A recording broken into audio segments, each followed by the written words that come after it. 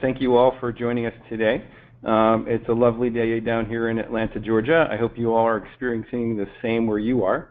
And as Erin mentioned, we're going to talk today about what the effect of healthy sleep and rest is, not only on you on a day-to-day basis, but also on you as a person in business.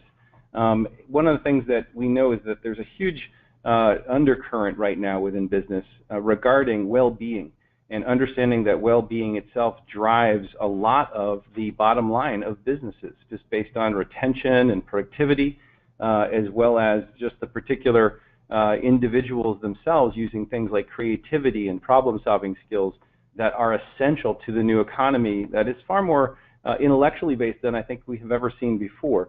And so what we want to do today is talk a little bit about the importance of rest for human performance, and also particularly dive into some of the science that will help us to explain why rest, or people who are not well rested, have a specific impact on their own work lives as well as those of the entire organization they're part of. And I can't underscore that more than that one individual in one company not rested, not performing at their best, actually is a liability to themselves and everyone else. And it's something we see sometimes tragically, but also we often don't see it. And it just is reflected in poor performances. And that's what we're going to talk about today. Again, please take any notes you'd like, jot some ideas down, some questions you might have, shoot them over to Erin if you have them during this discussion today, and we will get to those at the end of the discussion. First, we'll start off with a little discussion about why rest is the new revolution in business, just to get us all on the same page. And then after that, we'll talk a bit with Katie Kirkland from the Southern Company. So why do we need to rest? Well, actually, what we need is not just rest. What we need is to follow a very natural cycle that's been set up by the sun and the moon far before we were ever here. And that is that 24-hour circadian rhythm that we call a circadian rhythm related to 24-hour change. Circadian rhythms occur in all living things, everything from plants to animals to fungi to everything we've studied, even things that live under the ocean, deep below where there's no light. There's still a quiescent period and an active period. And you can be diurnal, like human beings are, we're awake in the day, or you could be nocturnal, which is like many other species on Earth. And this is an important component because once you start to implement a lot of the human behaviors on top of this natural cycle, you start to see things a little bit differently in terms of what does work do to your sleep and wake cycle, and what does your sleep and wake cycle have to do with your performance in your sleep and how well you do. So the first thing is, let's understand what the effect is on your body.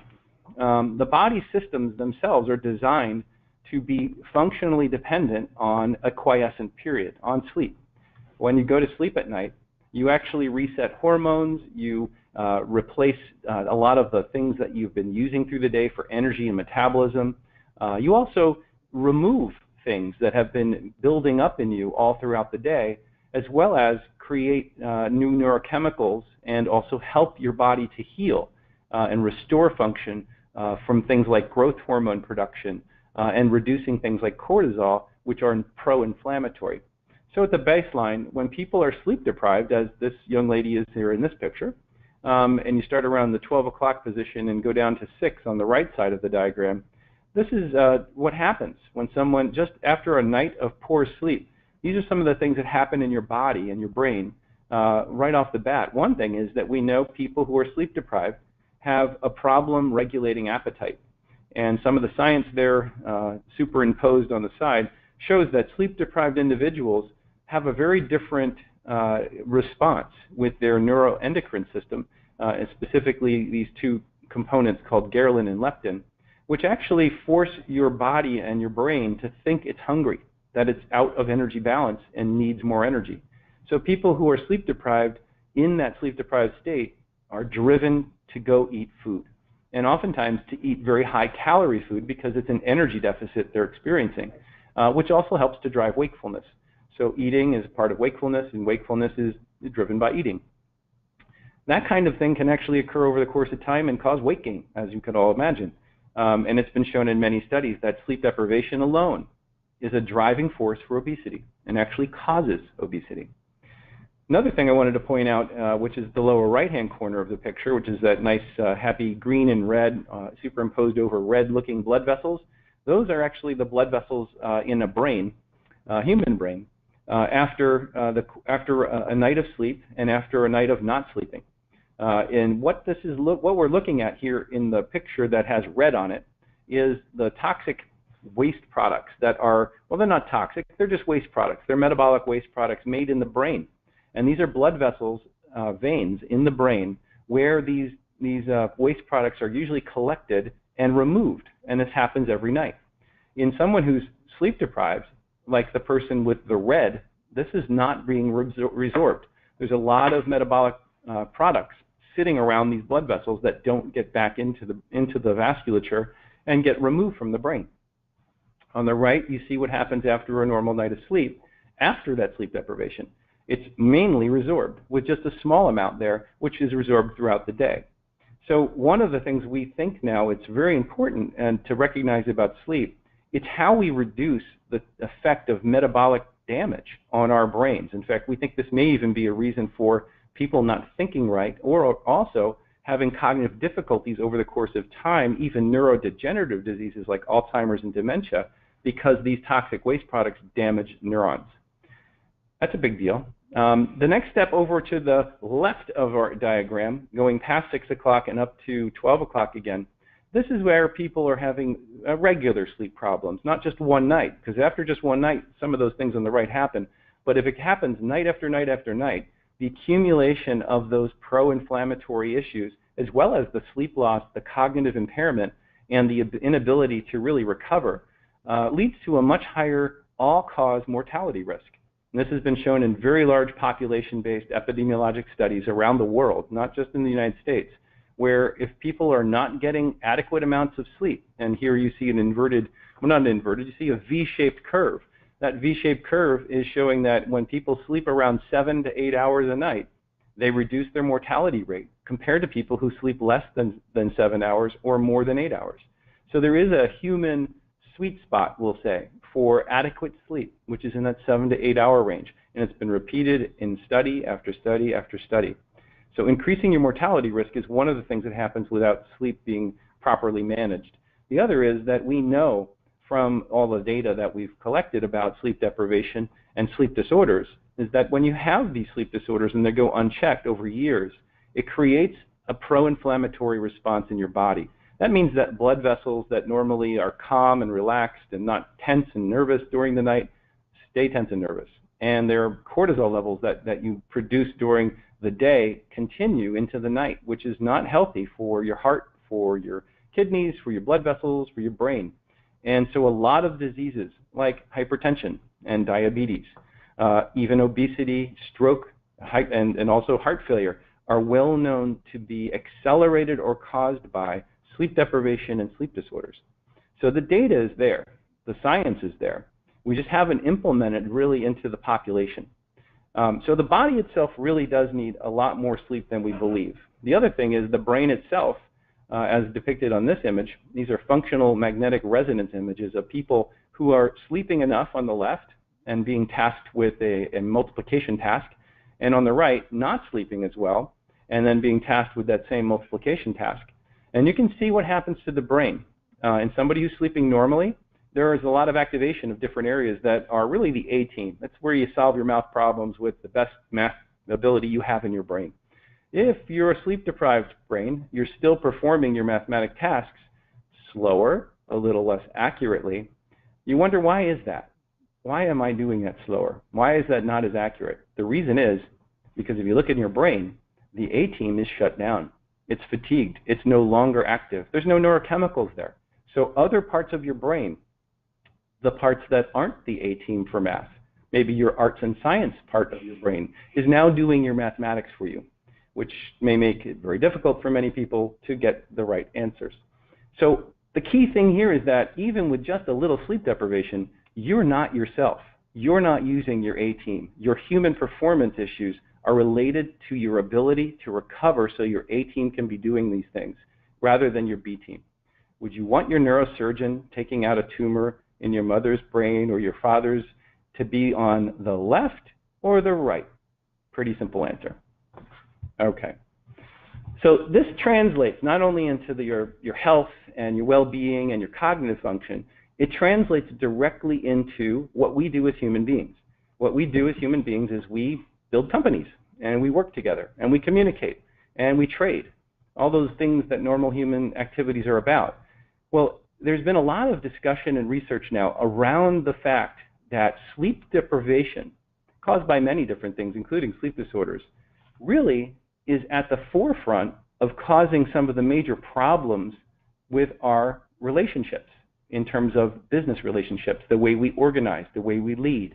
And this is an article that was actually published this year in February by McKinsey Quarterly that reviewed a lot of the organizational related costs of insufficient sleep. And this is based on some really great data that's been actually in the works for the last 10 years from a lot of academic institutions, but also from business schools that are starting to study the organizational effects of sleep loss on people in business. And what they found, it correlates very nicely to the neurocognitive literature I just showed you, is that when people are not sleeping well, they are not attentive. They don't concentrate. They're not able to be creative. They can't actually do the things that require insight and judgment as well as they could when they're rested. Learning and memory, decision-making, absolutely one of the first things that's affected, as well as your mood. And this is something I can't overestimate or overemphasize, is that when your mood is affected, which is the first thing that's affected by sleep loss, you make emotional decisions rather than rational decisions with passion rather than emotion. And this is important because the relationships that you build in the work environment are just as important as the decisions you make, and sometimes more important because those people support you in your decision making. And the longevity of your career is related to your ability to communicate and your ability to relate. So all of those support components within the leadership skill quality sets that people need for business depend on sleep. And I wasn't saying this, this was McKinsey. And that's kind of an interesting thing to see outside of the neuroscience. This is actually trickling into our business literature. So how does that relate to what we're going to talk about today? And some of the things that Katie's going to give us some more insight into her own company's well-being and wellness programming. Well, one thing we know is that a lot of companies are moving to the concept of well-being from the concept of wellness, which is really a part of well-being. The well-being concept is a very interesting concept to us in neuroscience, especially sleep neuroscience, because it's really where sleep intersects all the rest of your operational outcomes in life. If you look at well-being as defined here, it's a number of things. The CDC will give you a definition. It includes physical health, social connectivity, emotional health. You can read the list there on the left. And if you look at the right, what sleep actually restores are all those things that you need for well-being, from even making enough money and having a financial well-being. It's related to your ability to get rest and to have that good judgment and to make proper decisions and to have relationships that will actually bear fruit for you. So very important to think that well-being at its very core is fundamental to human performance. And if your performance is good in life and you're sleeping well and getting that rest to perform, your well-being is going to be affected in a positive way. So companies are now looking at their cultures as well, and I'm sure Katie can tell us about her company's culture, and how this relates to human behavior. And this is really why rest is the new revolution in business. It's because the impact on a culture, which is really where how people behave in the business, is entirely related to a lot of the things that sleep allows or provides. It gives you the sense of purpose. It allows you to be more engaging. It allows you to develop those relationships and trust bonds. And also, it allows you to develop yourself just physically but also mentally. And the other thing that we know is that as businesses start to learn about the concept of not just well-being but business culture being an important element of their companies, a lot of business leaders are taking it as a major part of the retention of top talent.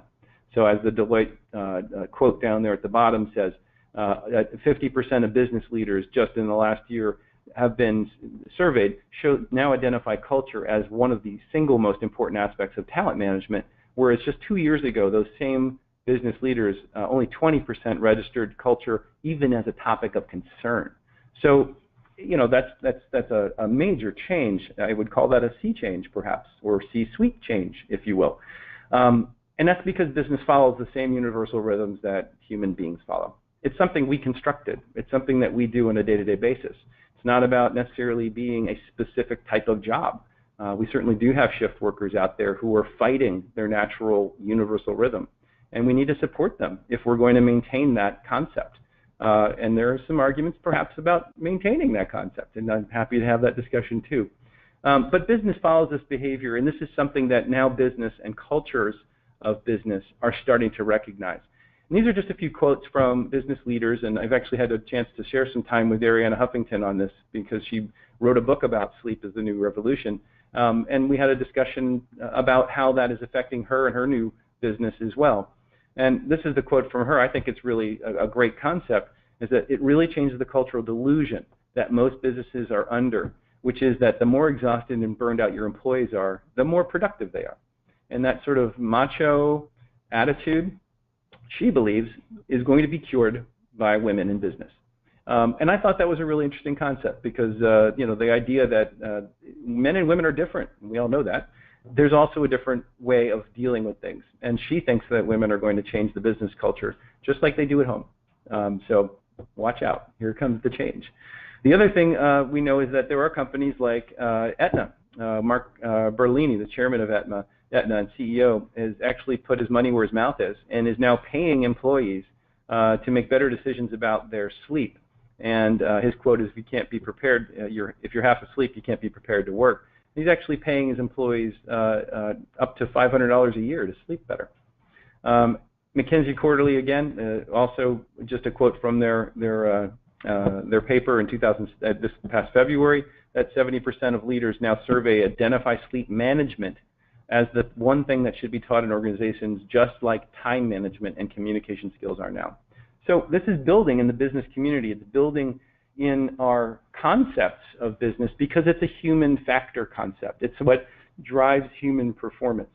It's why I work with the Falcons as well as Southern Company and as well as the FAA.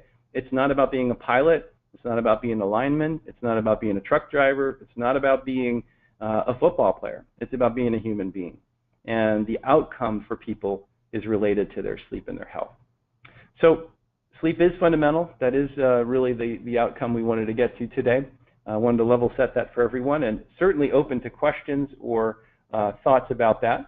Wanted to show you a little bit of data that we have actually collected as well on sleep around the country. So as an academic myself, and many years spent being tortured by academics, I spent my time doing a lot of research in the brain. And one of the things I've been able to do since starting Fusion Health about 10 years ago or so is collect data on sleep-deprived workers from all the companies that we've worked with all around the country. And we have almost 1 million workers worth of claims data about the effect of sleep on their health. And one of the things that we've done is gone back into that data set and found exactly where the costliest states are by employees. These are adult employees in terms of sleep-causing diseases and sleep-causing at-work problems. So this is not a survey like the CDC. You may have seen those CDC maps of hypertension, diabetes, and obesity. Those are surveys where they ask people things. This is claims data. So this is, as Katie, the actuarial across the table from me will tell you, real data. And it's pretty impressive because it overlaps directly with the same surveys that the CDC has done related to hypertension, diabetes, obesity, heart failure, stroke. And that's because sleep loss drives those diseases. And if there's any doubt about that, you can look into your own claims data. And I'm happy to be there to help you look at your claims data. It's what we do in terms of analytics to demonstrate that for you. What happens when you actually implement a program? Well, Katie's going to tell us a lot more about that. But from the experience we've had with a number of different companies, we have shown significant changes in well-controlled studies. Actually, these are studies that are matched cohort studies where we take a group of people with sleep problems and match them to people without sleep problems, but have the same conditions and same locations, same demographics. And we watch them over the course of a year or 2 or 3 and compare the outcomes. And what we found is that people who are treated for their sleep issues, compared to a matched cohort, are 50% healthier within a year. They find themselves to be 25% more productive, and this is measurable, not just I feel better. within a year, accident rates at work go down by 55%. And healthcare costs, just in claims, can go down by 50% in 1 year. This has been pretty significant. It also shows that this is not just a 1-year event, but it continues. In some cases, we've measured these things up to 3 years. And what we found in terms of claims-based analysis is that the savings in some companies are around 23%, 22%, some up to 50% as in the previous. But in this company in particular, which we studied for 2 years, the savings in the first 12 months in the comparison in their claims was 22.8%. And in the next year, it was 22.7%. And I'll tell you, it hasn't been out there published yet, but the third year, it was 19.3%. When we looked at preventable accidents within that same population, and these were accidents registered by the company themselves, they found that there were 69% less accidents in this population compared to their matched cohort, which they had the same number of accidents that were preventable when they started. And in the second year, the rate went even further down. It went 75% down. So this is something that we know improves individual health, well-being. We also know it improves the cost of care. We also know it improves now safety in the workplace. We also know that this is a major productivity metric as well, that when people sleep well, come rested, they use their creative brain, their problem-solving brain.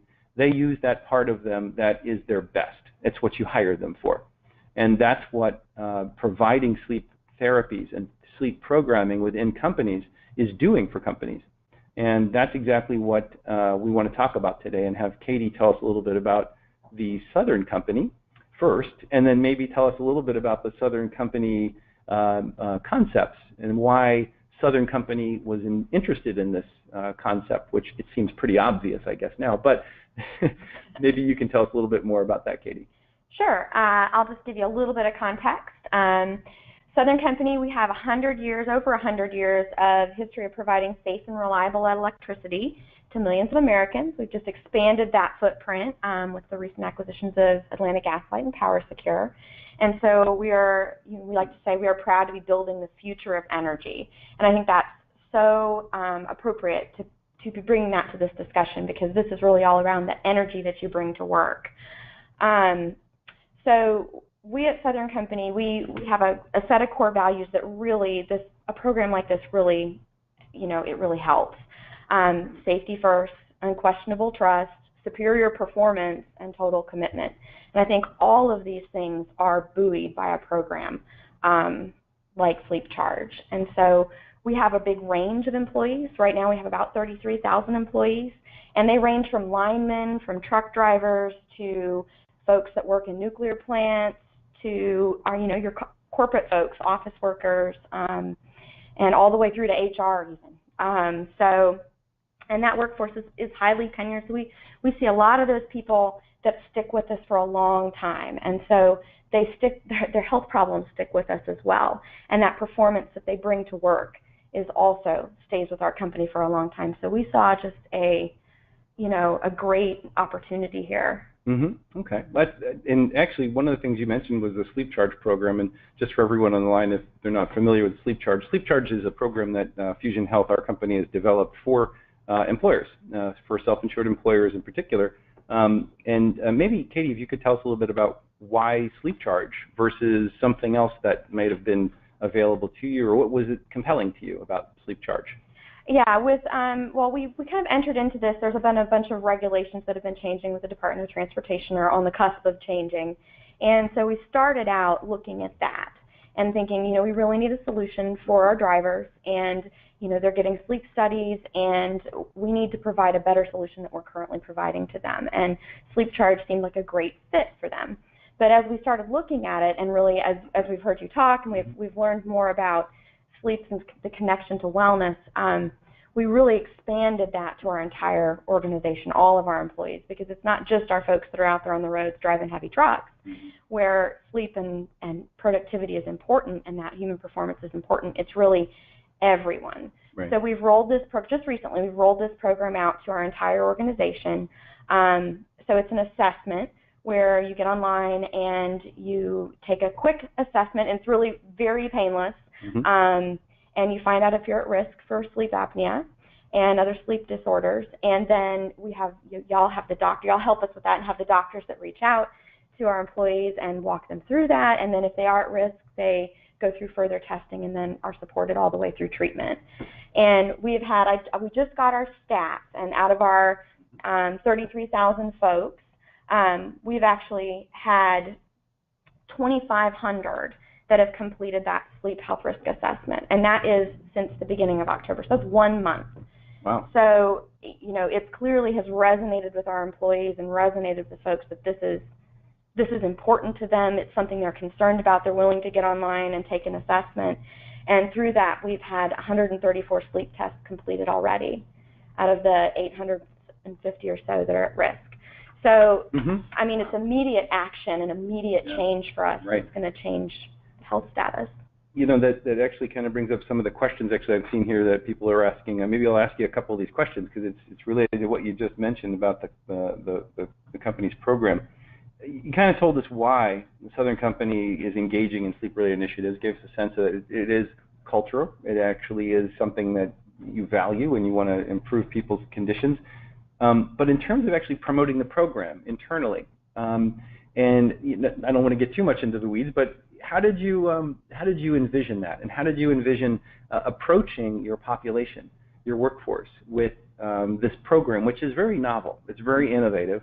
It involves something that they do every night at home. So tell us a little bit about how that engagement goes, and how is it positioned with your employees? Yeah, I hate to say that something sells itself, but it really, we haven't had to do too much to see it really take off. We have, we launched it right prior to annual enrollment, which is a big help because everybody's sort of in that mindset of they're doing their annual check-in on health, and so it fits right in to do that assessment. We actually launched it on our wellness portal, and we have a big incentive program that's going on right now for your annual incentive. Right. We've also incentivized the study itself, or the assessment itself, but a pretty minor incentive. You're not going to feel like you won the lottery just because you do a 5-minute assessment. But we've gone out and we've talked to employees, and I've actually been on the road for the last 2 to 3 weeks talking to employees, doing some education sessions on health, and we've brought up this is one of our new programs for the year, and I get just tons. I get flooded with questions about it, and they're just curious. Everybody wants better sleep. It's not something that people are afraid to talk about. It's not like the issues we have talking about diabetes or obesity. It's something you feel like you did wrong. This is something everybody is comfortable speaking about, so they ask questions and they want to be engaged. We've sent out the regular flyers and everything, but people have really just grabbed onto it and said, this is something I can see how this is going to benefit me almost immediately. Yeah, I know just from having worked a little bit in the program already with a few of the folks that are involved, we've gotten a lot of interest just in the general effects of sleep, and sort of how does sleep, how can I get my sleep better, not just for me but also my family and even my kids, and that sort of thing I'm sure has come up maybe with some of the employees. And how do you manage that discussion with the employees at this point? Yeah, I mean we're covering it for not only our employees but also dependents. And so we've actually integrated this into our health program. So it's something that's available to everybody. And actually we've even taken it a step further that, if they take that larger, they take the full cost. If you're an employee, you can participate even if you're not in our health plans. So I think that's been one way we've addressed it, is saying, this is an important part of our health program and it's going to benefit you. We really lay it out too, how it benefits the company, and it helps us have better performance. It helps us meet those values that we have.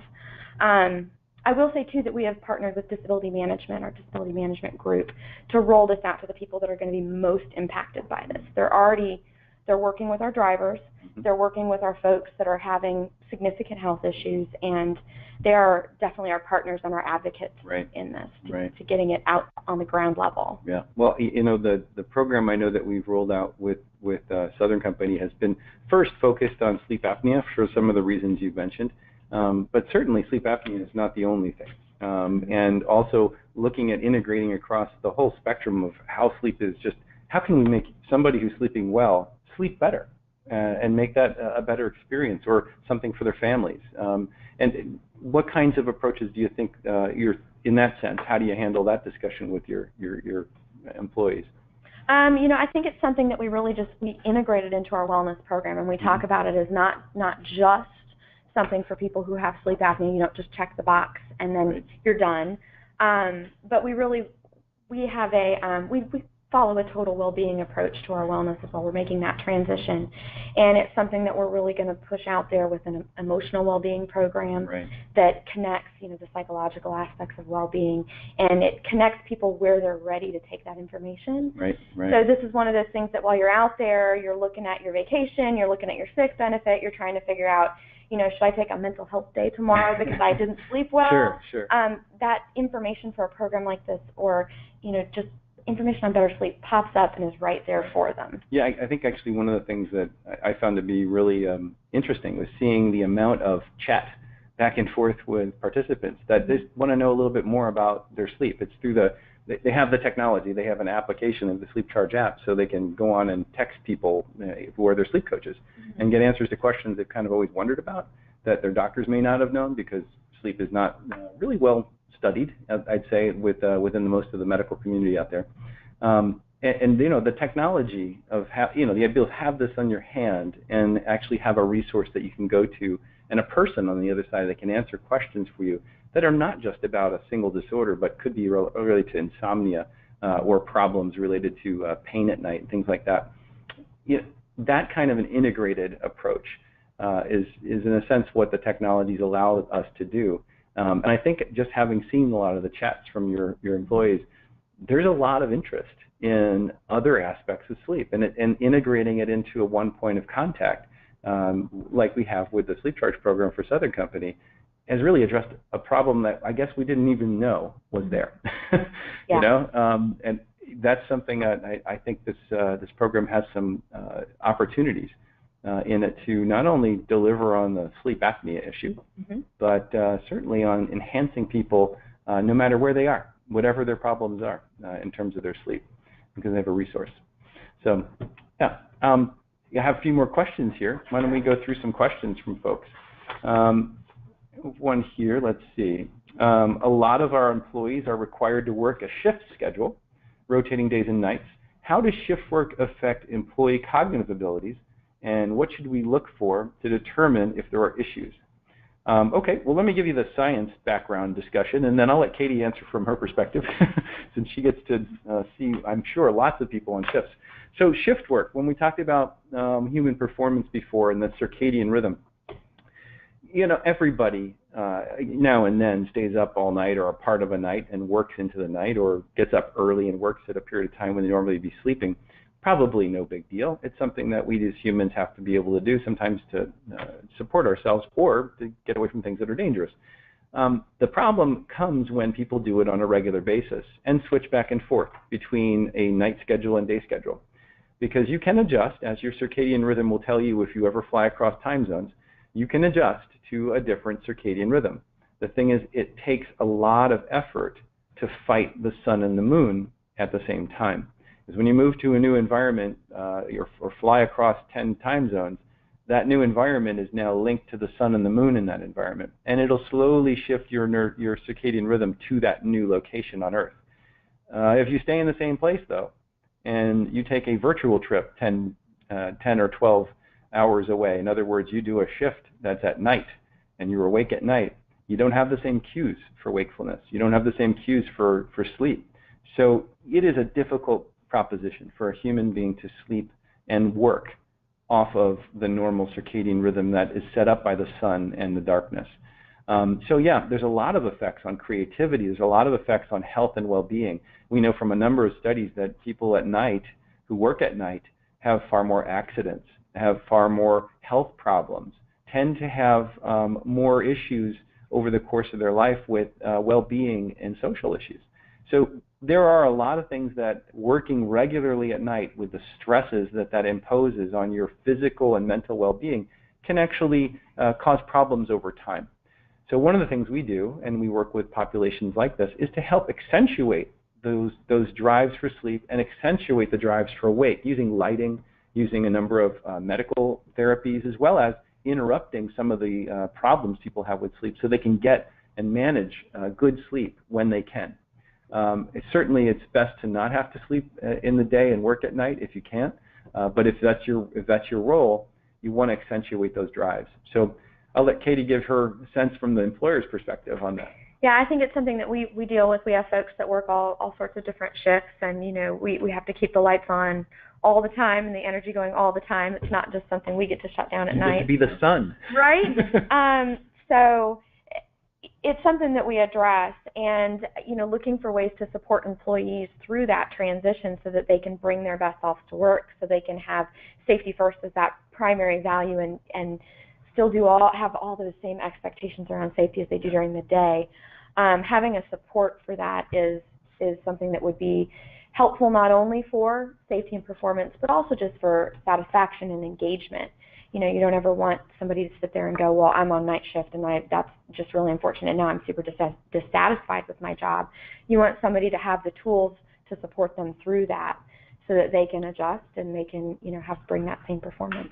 Gotcha. All right. Well, I think we have time maybe for one more question. It looks like we're coming up on our 45 minutes.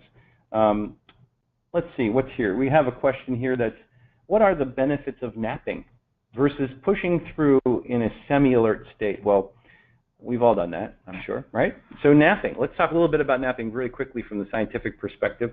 And I invite you all to think about this for yourselves. Napping is a question I often get from everyone. Actually, I go to dinner parties and people ask me about what's napping, Doc. Well, napping itself is something that is a signal of your body and your brain telling you that you're fatigued. You don't have enough sleep. Now, either you don't have enough sleep or your sleep itself is not quality enough. And so that's really the distinction. Naps aren't bad if you're not getting enough sleep at night. In other words, if your sleep is high quality, you don't have a sleep disorder, but you're only getting 6 hours because of constraints on your lifestyle. You could be a student athlete, which I have a few in my house. Those student athletes who swim and dive at 5 have a terrible time trying to get enough sleep and study. So what we do is we implement a napping schedule. So they get an extra couple of hours to make up for those lost hours of sleep. Because their quality is good, it's their quantity that's suffering. So that's when napping can be very helpful. And you put those naps into the right circadian spot of the day, sort of the middle of the day, that 2 o'clock period of day, just like right now when you're sleeping and while you're listening to us. And that works very well. But the problem with naps is that in some cases where you went to bed, say at 9 or 10 o'clock at night, slept all the way to 6 or 7 in the morning, and you wake up still fatigued, still tired, and it demands a nap in the middle of the day some point in time, that's a problem. That's a fatigue signal that's coming from your brain saying, whatever we just did for the last 6 to 8 or 10 hours was not enough. And when that happens, that means that we need to investigate the sleep and see if there's a problem with their actual quality. And we find sleep disorders, oftentimes not known for years. We know that 80% of people with actual sleep disorders don't know they have them, which is a pretty remarkable fact. It could be denial, but it may also just be that you're asleep and don't know that it's happening to you. So that's the side from the science, and I just wonder what Katie, the policy is on napping maybe at Southern Company, especially in nuclear plants. Do you have like napping pods or things like that? We don't have an official napping policy other than you probably shouldn't be napping while you're at work. But it's interesting. I've heard discussion kind of outside of my specific work, but that supporting more flexible work schedules and supporting work that might support a nap schedule during the day. Right. It's not something we have in place now, but I've heard interesting kind of chatter around that. Interesting. Well, these are new, innovative ideas. Just like Southern Company is a very innovative group to even start a sleep program, and I know this is the beginning. So we're starting with some of the most common and most easily identifiable problems like sleep apnea, but I'm sure there are other things that we were going to find that are just as effective, and perhaps even a much larger population will have a benefit because we're looking for not just sleep disorders, we're looking for sleep problems or people that could experience a better day because their sleep is not right yet.